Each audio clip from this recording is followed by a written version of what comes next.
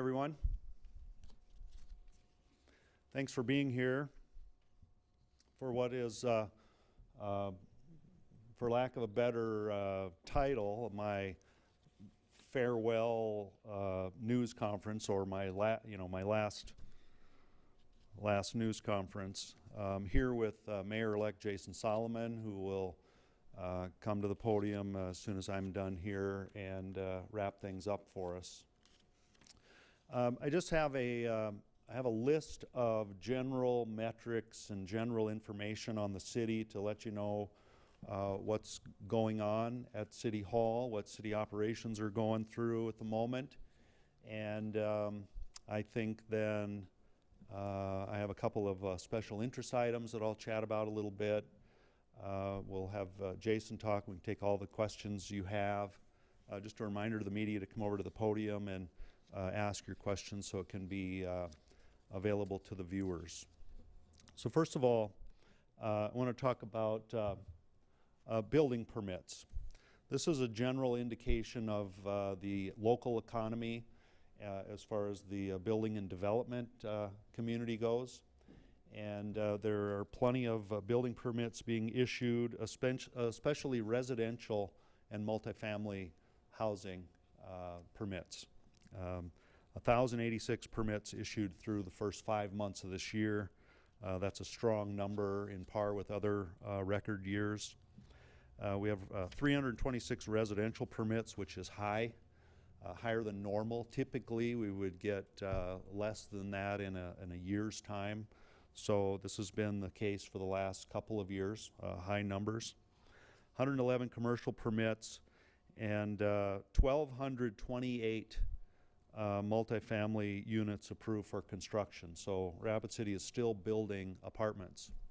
And there's been some questions from people who don't understand the need for apartments or why people would want apartments. And this is a supply and demand economy, just like every other economy in the world.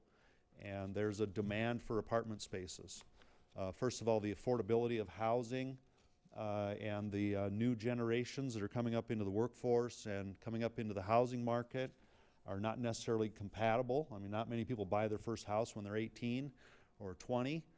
But so in the meantime, we need apartments. Plus, there's many seniors in Rapid City, some of which are downsizing and seeking simpler living arrangement. And these multifamily apartment buildings are the answer for some of them. So we're building, the building community is not recklessly overbuilding apartments. They are building exactly what is being demanded of them. And their money is at stake, so they're doing a good analysis on the viability of those investments. Our total building permit year-to-date valuation, $189 million. So we're clearly on course for upwards of $400 million year in building permits. That's very positive. Switching here to the monument. We have total events, 182 events through May. That's also on par for at least tying, if not making a new record for events in 2023. So far, 237,000 tickets sold. Compared to last year, where 356,721 tickets were sold over the 12-month period, we saw attendees at those events from all 50 states, 6 Canadian provinces, and the United Kingdom. So I think there's still some folks who tend to undervalue or underappreciate what the monument does, what event centers do for communities. This one is strong for Rapid City in the region. It brings other people's money into this community and distributes it through hotel rooms and retail and food and entertainment and other outlets. And we are a tourist and travel destination, and this fits in line with that reality. So next we have the police. We have the overall calls for service in law enforcement are up by 2%. That's been a trend for as long as I've been living in Rapid City, that the calls for service continue to go up. Naturally, they go up as our town grows, and when I started working here, Rapid City was about 50,000 people, and now we're 80,000 people. And so everything has gone up, including the number of utility accounts, the number of cars on the road, the number of miles of streets. Everything grows with our population growth, but calls for service are up. Arrests for the time are up 6%. Citations are up 18%. DUI arrests up 4%. Excuse me. So this also indicates that there are police officers out there, sheriff deputies, and others trying to keep Rapid City safe, doing their part to hold people accountable for breaking the laws that are created by the people. Drug arrests are largely unchanged. Of course, they were always high, more than one drug arrest per day, 450 or so per year, and that number's holding steady. But here's where I'm going to leave you with more questions and answers. I'm just going to tell you that violent crime has been trending downward. We're not hanging any hats on that yet. We're not about to announce that we've developed into a utopian scenario as far as crime and disorder go, but it is trending down. And so more information on that can be made available through the Rapid City Police Department. The good news with our library is that we have a new bookmobile in production. These are custom-built units. The funding was achieved for this, and the deal has been made, and this thing is in production and will be delivered sometime around the December timeframe. This is kind of a blast from the past because this library last had its bookmobile in 1988. So we're going back to the basics, getting the library on 4 wheels, or however many wheels it may have, and getting it out there in the community where people can access it more easily. Parks and Recreation, this is kind of a fun one. Keep doing that. 34 city parks that cover 1,700 acres. And on a national comparison, this is about double the national average. And I think you should realize this when you're driving through town and you see all this green space and parkland that we have in Rapid City. And meanwhile, people are participating in activities that are provided or otherwise facilitated by our Parks and Recreation Department. 526 people are involved in city volleyball teams year-round. 380 youth are signed up for various trips and outings sponsored by the parks. 4,000 youth are registered for the Learn to Swim program. 250,000 people visited aquatics facilities last year, and that is all the swimming pools, including the swimming center. And 55,000 rounds of golf were played at city golf courses. So this is good news for a community. A community is nothing but for its quality of life.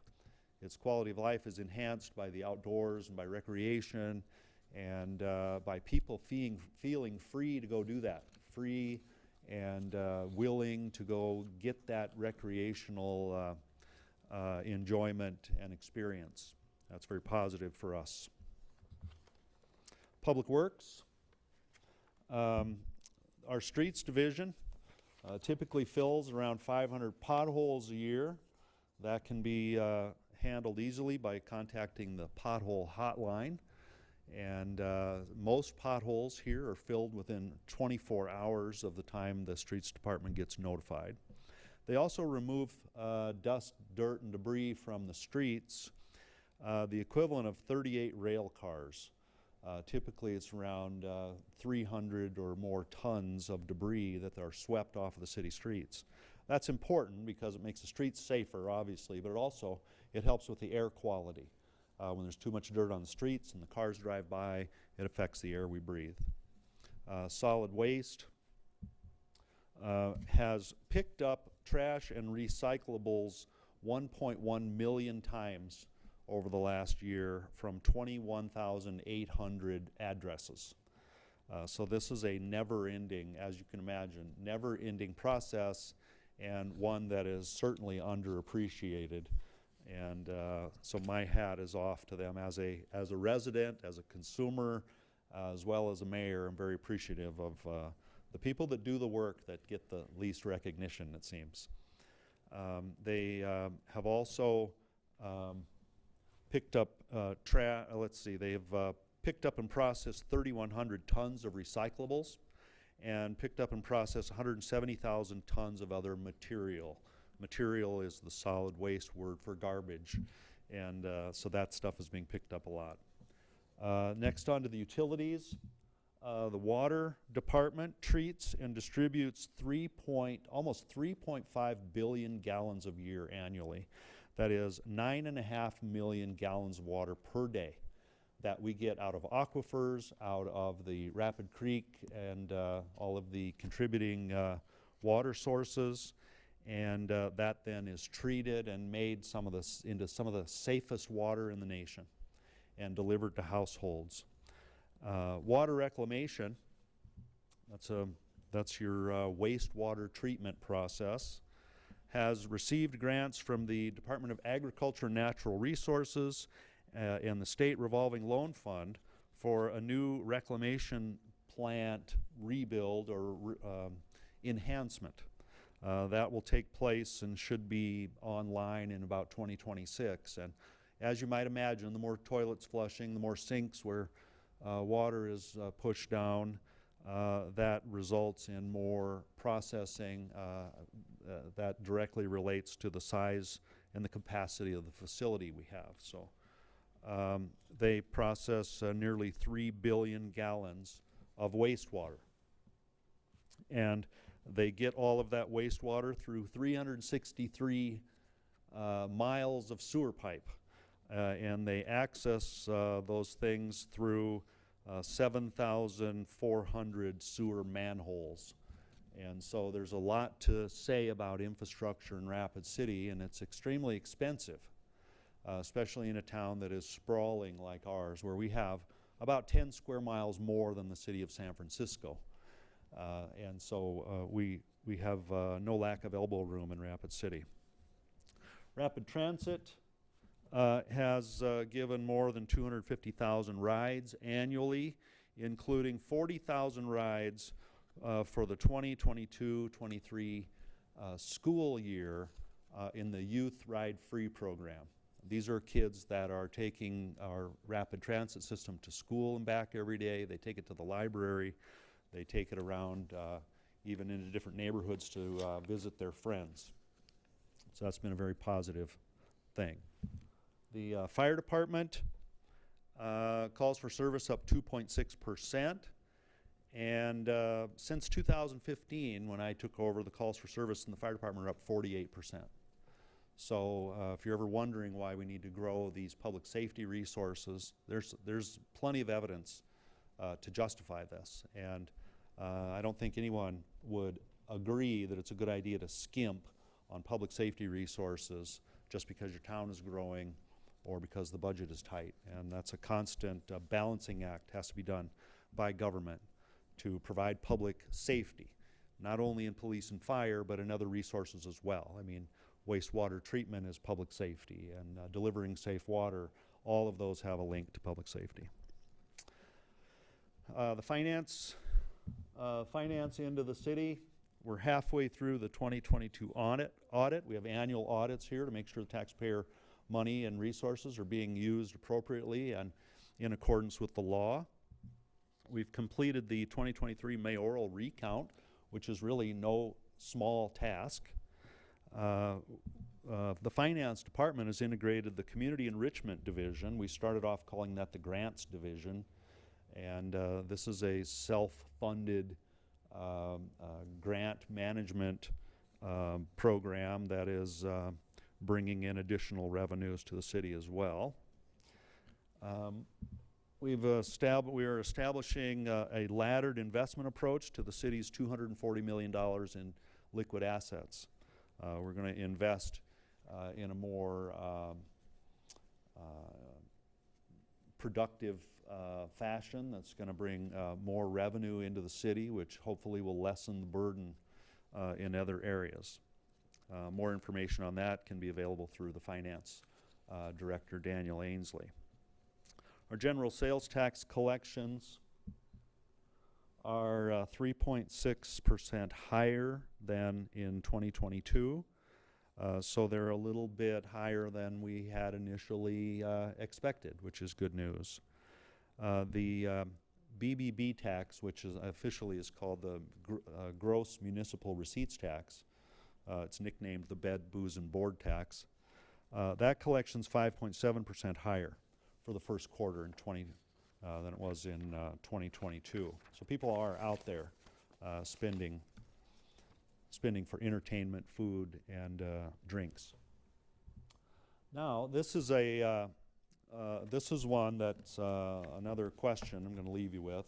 I'm going to have a resource here on the city website this afternoon that you'll be able to access. And this is the report, the inquiry, the results, the recommendations, and all the related documents from the low flow incident from Rapid Creek, November 30th, 2022. There was an issue where some repairs had to be done on the dam. The water outflows were restricted. That got the attention of the Black Hills Fly Fishers and other users of the streams because of the timing with the spawning season for the trout. So that caused us to do an internal review and come up with some ideas where we could have done a better job and where we will do a better job in the future.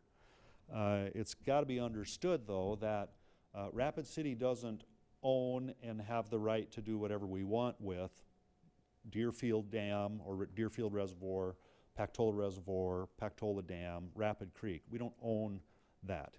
We own water storage rights in Pactola Reservoir to provide municipal water. And there's also other people who have storage rights for irrigation and for other uses as well. So this becomes a very complicated process where we get the Bureau of Reclamation, the Federal Bureau of Reclamation, Game Fish and Parks, the City of Rapid City, and those are all in non-flood conditions. So if everything's normal, these are the organizations that have to work together. The Bureau of Reclamation will tell us when a repair needs to be made, and it's our duty to repair it.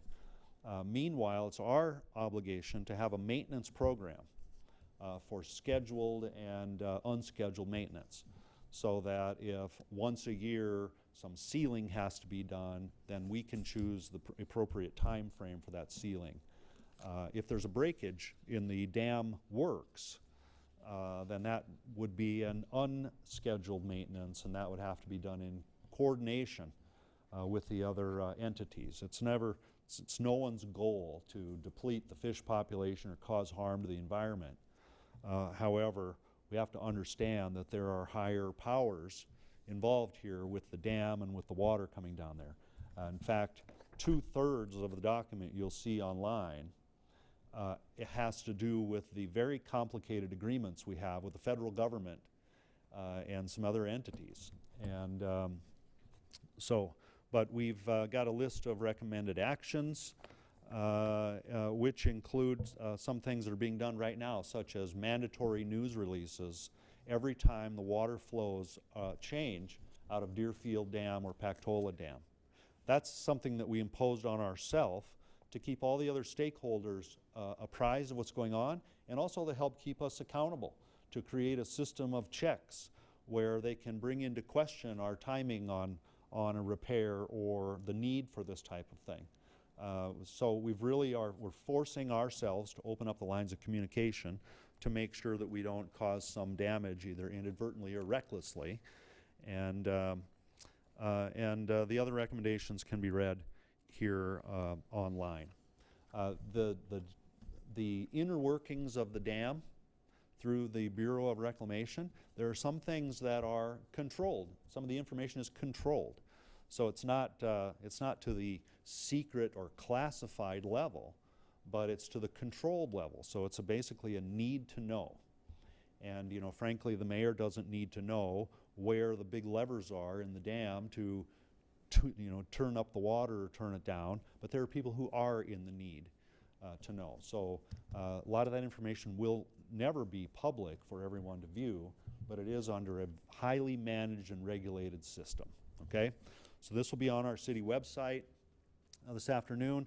The date of the report says March 30th, 2023, and what that really means is that there's been no change to this report since March. In the event we get additions to the report and something needs to be added, we'll create a new version of it, but this will be on the report or on the website. Okay, and I think the last thing then is the public safety message that I put out earlier today.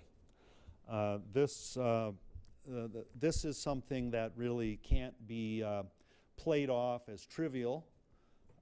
Right now you've got the outgoing mayor of a city alerting the public of a public safety incident that's going to happen on the first full day of the new mayor's duties.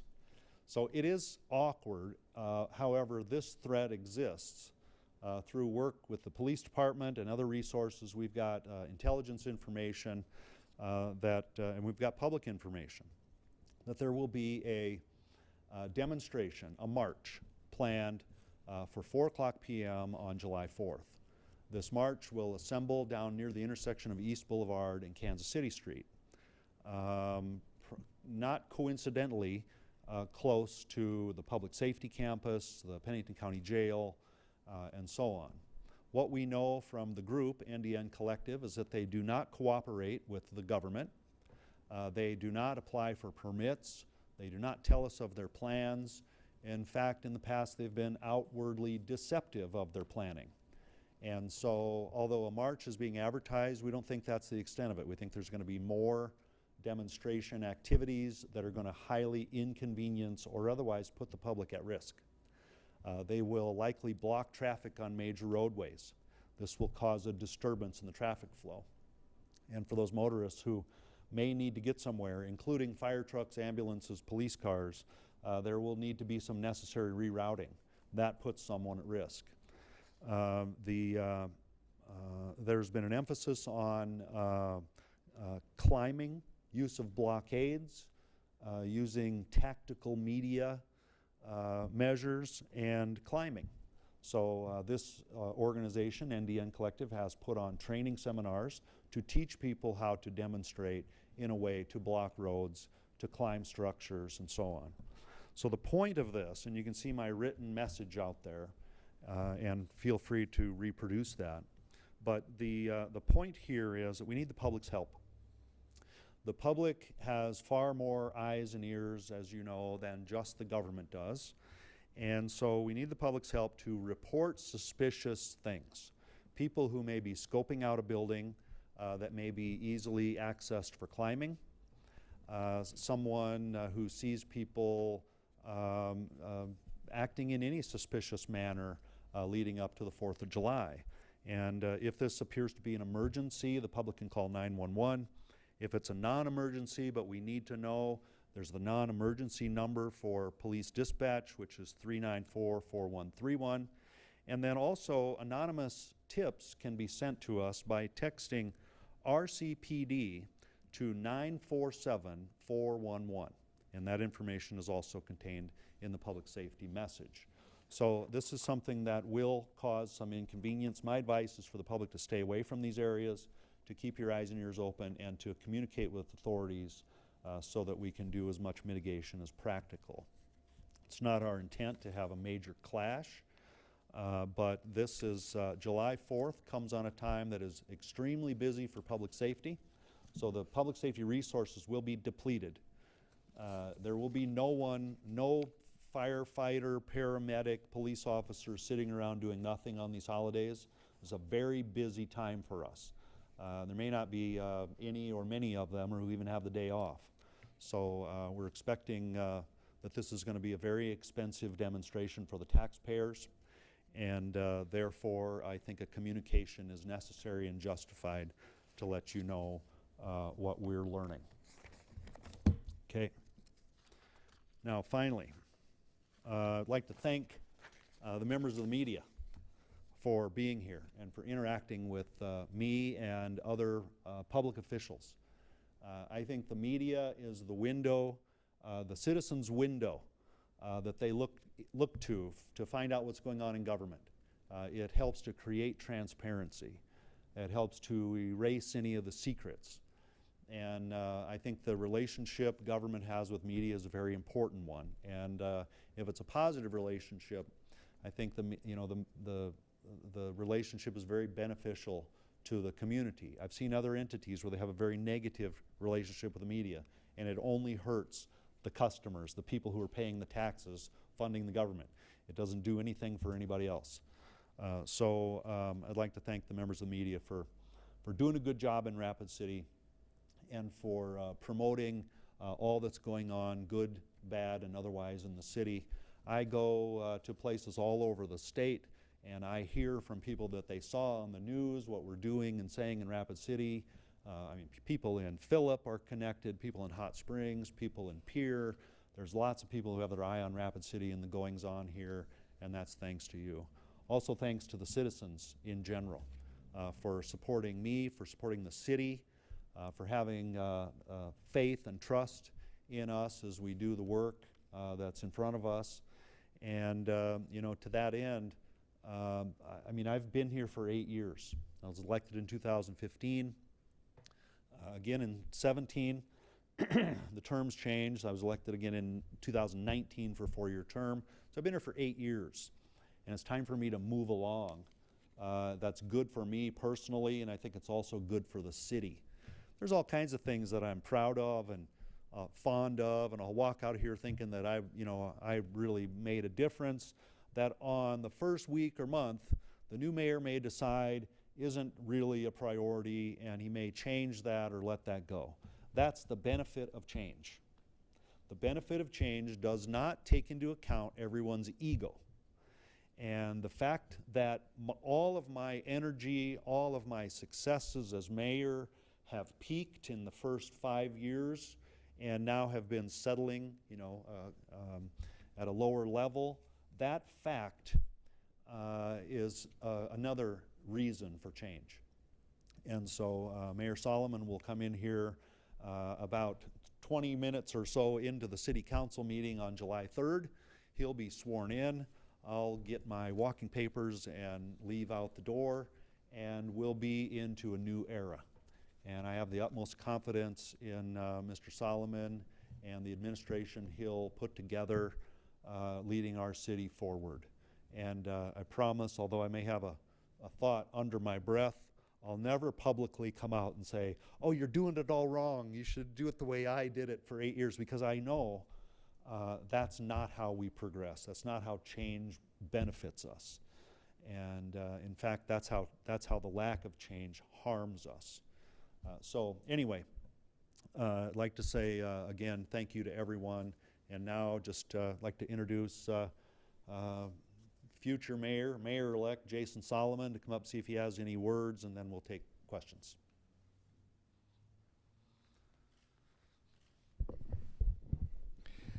Well, thank you, Mayor Allender.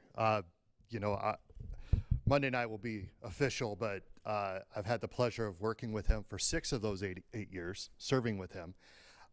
Oftentimes on the same page, occasionally not, but one thing I think Mayor Allender and I have displayed is that we've been able to be professional, but stay true to who we are, and ultimately keep our eye on the prize, and that's making Rapid City be the best place possible. So I'm very proud of the work we've done together the last 6 of the 8 years, and I thank Mayor Allender for all of his work and his leadership.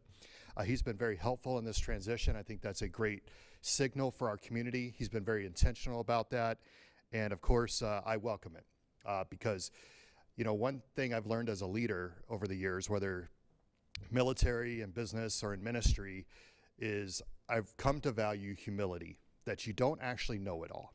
And so it's good to listen, and it's good to learn from people who've been there before. At the same time, you need to stay true to who you are and make sure that you have a vision for moving forward. And so that's what we will do. I'm excited about this first 100 days. This first 100 days of transition will result in a number of things moving forward, and we will unpack that more in the coming weeks. But just rest assured that we are looking to set the course to implement the priorities that I told the people of Rapid City that we would do. A safer community, a stronger economy, and healthy growth. And a lot of that will be what's moving forward. I'm very excited to work with this council. I think it has the potential to be a very strong and solid city council. And so we have 4 new members coming on board. So it's going to be a change here in Rapid City, and hopefully for the better. But I don't just look at it as change. I look at it as building upon the successes of the years gone by. So not just Mayor Allender, but going back decades. We still live in the shadows of people who made great decisions decades ago. And so my administration, one of my primary focuses is on the next generation. It's really on today's children, because today's children are tomorrow's leaders, and I want to make sure that this is a great place to raise children. And so that will be a major focus of what we do. That'll serve as a filter for every decision we make and direction we take, is we will focus on making sure that Rapid City is for kids. And so that's going to be exciting. It's going to be a great time. I'm looking forward to everything that's coming. Mayor Allender mentioned my first day will not be easy. I will not be grilling out in my backyard or on my deck. Instead, I will be positioned with the police department, making sure that they have the support and resources they need, as well as our other partners, to make sure that Independence Day remains peaceful and lawful for all citizens. So with that, you've heard quite a bit. I think we can open it up for questions for both Mayor Allender and myself, and see what you have to say. Remember to go up to the podium to answer the questions so that people listening and viewing can hear your question. And while you're doing that, I have a correction to make.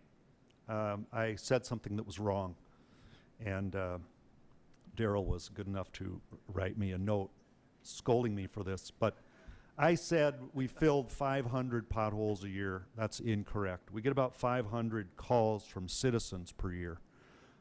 We fill upwards of 3,000 potholes per year. So my apologies to the street department. I know they're out there working hard.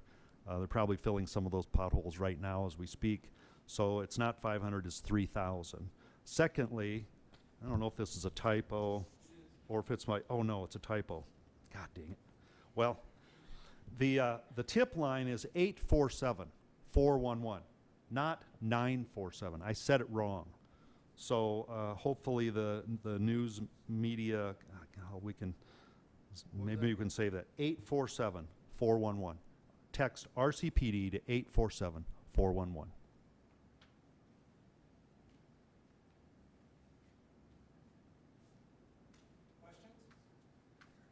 So if you have a question, just come to the podium, and If you don't, that's okay too. yeah.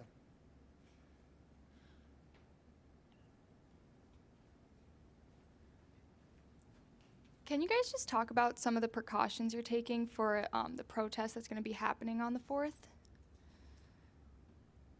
Well, first of all, this public safety advisement is one of the precautions to get the public alerted to help us with being the eyes and ears that we need.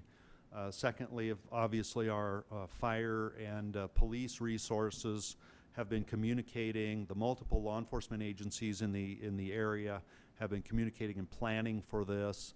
I'm not going to tell you that we have X number of people standing by in riot gear or anything like that, but we are prepared physically for this with all the appropriate resources. A lot of decisions will have to be made on the fly because I don't think we know the extent of the demonstration yet. And so this will unfold in real time, and either Chief Hedrick or Mayor Solomon will be giving updates as this thing unfolds. I agree with Mayor Allender. One of the things we wanted to make sure we did, and I appreciated him getting the message out, was make sure that the citizens were informed what was going on. And rest assured, we've been in briefings and we've been talking about all the various precautions. Some of them we've shared, some of them we won't share right now. What I really want is for the citizens of Rapid City to pray and hope for the best, and to enjoy themselves and everybody be safe and lawful. here's the deal. If police resources are going to be focused on a particular event, that means the resources needed for fire issues, for medical events, for people who might potentially be a knucklehead, something like that. Don't be a knucklehead on 4th of July. We're going to ask you to take responsibility and make sure that you're handling your business, having fun, being safe, enjoying our freedoms that we celebrate each year, so that police and fire can focus in on areas of great need. So that's a really big part of it, is making sure that our resources are focused where it's needed. What we're hopeful for is that Independence Day will just be a great day all the way around, but we will certainly be planning for the event that it is not for everybody. And can you talk about what the organization has told you guys about the event? Have they communicated with you about anything? All I know is what's been publicly communicated on, I believe, social media and those sorts of avenues. So that's the extent of the communication from the organization. I know for a fact that the city, the police, have tried to reach out to representatives for the organization to say, how can we help facilitate your expression of your First Amendment right? If you want to do a march, as we do with other marches and parades, we can facilitate that peacefully and make sure that you're able to get your message out, but also make sure that the rest of the community is safe. Mayor Allender, do you have anything to add to that? No, you said it all. Okay, Thank you, guys. thank you. All right, first time at this. So, you mentioned before with the transitioning period that you've gotten a lot of help with Mayor Allender. Could you just explain a little bit on some of the things that you guys have kind of been going over with one another as you're looking ahead to be put into office? Yeah, well, a lot of it's the things that are ongoing. So you kind of pass a baton. There are some things that'll be new and different, but a lot of it is the ongoing. So I'll ask him questions. Tell me about projects or things happening within City Hall I potentially need to know about as CEO.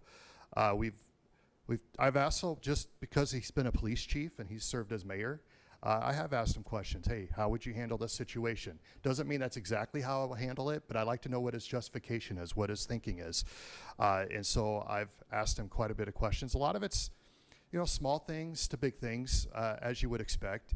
But I think overall, it's been helpful. I know last week we spent, ended up being several hours talking through a host of issues. And a lot of it's tips and tricks he's learned along the way. In addition, just to let you know, yesterday I had a great video conference with the Sioux Falls mayor, and he was very helpful. I asked him, he's about 5 years into his role, what were things that were helpful to him during his transition. And I thought that conversation was very beneficial to me. Things like, how you look at your staff, how you build a culture, things of that nature, I think are very important. And of course, I got thousands of people telling me what they'd like to see in the city and offering their advice and expertise, and I do appreciate it. I cannot get back to everybody immediately, but you get a lot of inputs. At the end of the day, it's about implementing the vision and the values that operate by making sure Rapid City's a great place for everybody to live, work, and raise a family. Yeah. All right. All right. Thank you. Thank you.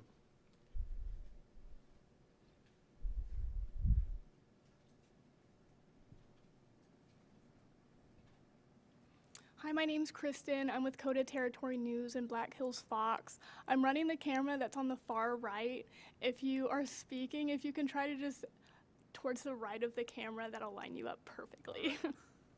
I have just two questions for you both that kind of bleed into each other. The first one's for Mayor Allender.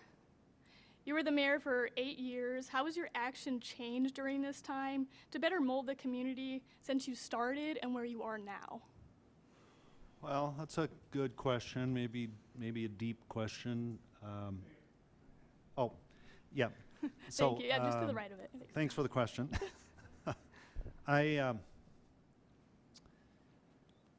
I started, I imagined there was going to be a short honeymoon period, and then it was all going to hit the fan and become very complicated. That's because that was my observation of what it had been in the past, that there was a lot of contention, a lot of conflict within the government structure. And so I waited for that, and I waited, and it never came. I mean, it was really, I don't think it was a honeymoon period. I think the community was one way in the first 5 years. Everything was smooth. There was very little conflict and controversy. And so I enjoyed that in terms of being able to do my job and wrangle the appropriate resources to help get things done and change systems. So it was really a good first 5 years. And the pandemic came, and besides the obvious, the pandemic also brought with it a very contentious national election. And that, coupled with the pandemic era, really put us on two different sides as a community.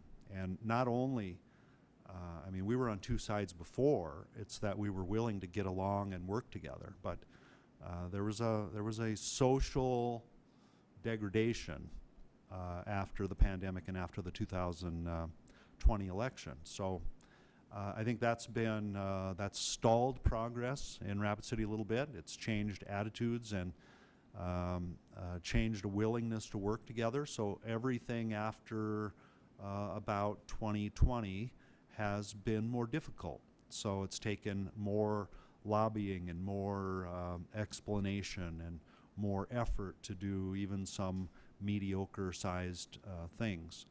So I think that's been the biggest difference for me. I see, as I read with some of these recreation numbers and some of the things going on in the city, I think there's evidence that things are turning around, but we're certainly not back to pre-pandemic levels on social interaction and political discussion and that sort of thing. And I hope for that to get back to normal someday, but I'm afraid this is going to be a generation before we really have the ability to settle down some of those issues that we've been dealing with. So overall, that's been the main difference in the way I've served in the first 5 years and second 3 years. I think without the pandemic, I'd be stepping down now anyway. But if I ever had any doubt about stepping down, the pandemic and the last 3 years have really assured me that this is really, I've really done as much as I can do, and it's time to move along. Thank you for that thorough answer. How do you feel after, after you step down from mayor, how do you feel like you can still serve the public after you do? Well, another good question, and I would just say that as far as what's up for me in the weeks, months, and years after my term ends as mayor, I have plans at this time for July 4th. And they won't be helping out Jason downtown probably, but I will be relaxing with friends and family on July 4th, but I do not have plans for July 5th. I think it's necessary for me for the smoke to clear in my head, for things to settle down, to get a bit recharged and relaxed, and before I can do any serious thinking about what lies ahead. I have applied for a national steering committee position as a volunteer position with the National League of Cities, and that's around early childhood education. I don't know if I'll get selected for that, but I do have an interest in advocacy for that cause, and there will probably be others as time goes on. Thank you so much for your answers and your time. My next questions are for the mayor-elect, Mr. Solomon. How do you feel you can help the news stations have a clear, efficient image of you? Well, plastic shirt. And you want me to speak to your camera, right? Yeah, I think Mr. Darrell is standing down there for you. Yeah. Thank you, Darrell. Well, I think it's important that your elected officials have a great relationship with the community, with the citizens they serve, and the media serve as a conduit to that. And so I plan to be pretty as open as honest as I can be, and probably have these kind of conversations more frequently than maybe we have had them in the past. I think that will help to make sure that the community is informed. That's really my big thing, is that people know who I am, what I'm about, but not just me, about what the whole city is doing. It's much bigger than one person. So obviously, as many of you have reached out, I have done interviews and had conversations, and we will continue that well beyond the time I'm sworn in. So that's really what it's about. So I'd say if there's an issue or something we need to talk about, we'll do that. But I think having these kind of press conferences are going to be very helpful to make sure that the people are informed. Thank you so much. I just have one more question so we can get the rest of our newscasters here on. You're the 59th mayor, correct? That's what they tell me. What can you hope for the next mayor to learn from you? Who do you hope that they are?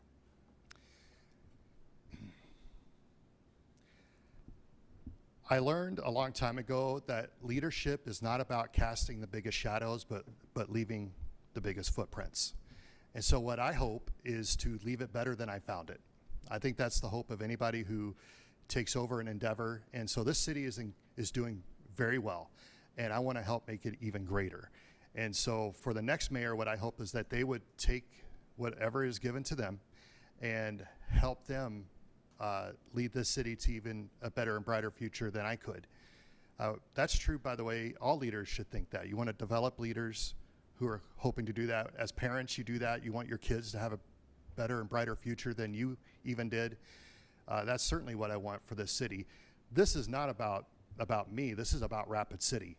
As Mayor Allender said, the last few years have been tough. So when I decided to run for mayor, it was knowing it was going to be tough, but doing it anyways because I love Rapid City. And I hope somebody else, whoever's next down the road, has that same commitment and passion to this community because they deserve it.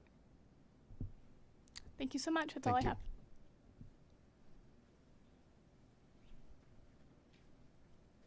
I have one more question. It's kind of two, but you mentioned before that you were kind of excited to work with this council and the new people on the board. Are there any specific things that you're kind of looking forward to as you take on the mayor role, as well as maybe some things you're a little bit nervous, for lack of a better word, to be the person kind of in charge of those types of things? Yeah. Well, what I look forward to is just fresh vision. I think that's what everybody wants. You want to turn the page, and it's not, it's out of respect to the past, and you're living in the present, but you want to turn the page to the future. That's why I'm excited about this council. We have a lot of new blood. They can do things even better and differently than the councils I've been a part of. I've been a part of multiple councils, and some of them have been more healthier than others, but I think this council has potential. And so what I hope is that we tap into the potential, and by the way, that comes from the people, making sure that they're in tune with the people and that people are letting them know how to best represent them. Some of the things we'll tackle straight away are going to be, we want to restore the runoff elections. That means we want our future elected officials to have 50% plus one in order to serve. I think that's something we can find unity on. Those are some quick wins. Very initially, we will be presenting a budget within the coming months, and that's part of the 100-day transition, is presenting that initial budget that the mayor has been working on, but will hand off to me, and then we will work with the council to make sure that it sets the priorities for what's next. In terms of, you said something about, Like things that you might be like nervous Yeah. about, or you know, it's a feeling out. It is always different. You know, I've been on the legislative branch, and now I'm moving to the executive branch, and that's running the day-to-day operations of the city. And it is making sure that I know not to engage in all their legislative actions, as well as them knowing, hey, you're not the mayor. So me respecting their positions as the council, and and hopefully them respecting my position as the mayor. And so there's 3 branches of government for a reason. That is the checks and balances. So for me not to overstep my boundaries and them not to overstep theirs, instead work together for the good of Rapid City. This is, again, this is about a whole community, not just one person or a group of people. This is about making sure that this is a great place for everybody. And so that's probably the adjustment I will make. And some of them have served with me, and now they're serving with me in a different capacity. And I'm sure they are wondering, how's this guy going to lead? And so we will have to show them how we will lead. And I think that together we can lead Rapid City to a brighter future. All right, thank you. Yeah.